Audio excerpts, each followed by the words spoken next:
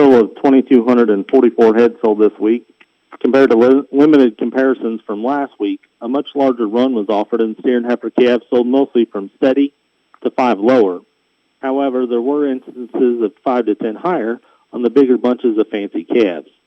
There hasn't been a true test of yearlings recently, but the undertone was lower, except for a load of steers and a load of heifers coming off grass and thin flesh, sown with a steady to higher undertone.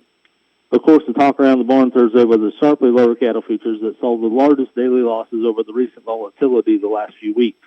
However, a large supply of reputation calves and yearlings helped the market along and probably surprised some at how well price levels held up, despite some spots where cattle were obviously lower. Slaughter cows sold 3 to 8 lower, slaughter bulls sold steady. On to the report on the feeder steers, medium large ones from 3 to 400 pounds from 278 to 340 and a quarter. 4 to 500 pounds from $3 to $3.21. 5 to 600 pound steers, 246 to 314 and a half. 6 to 700 pounds from 238 to 269. 7 to 800 pound steers, 221 to 239 and a half.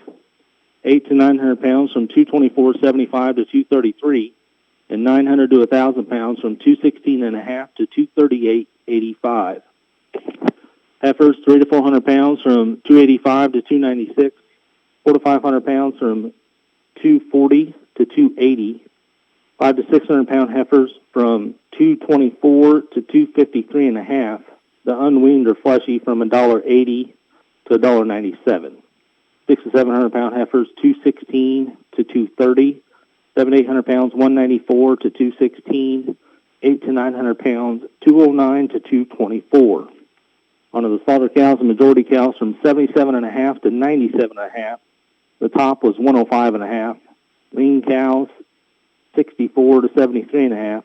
And the slaughter bulls from 115 to 129. And that's your market report this week for the Mokean livestock market.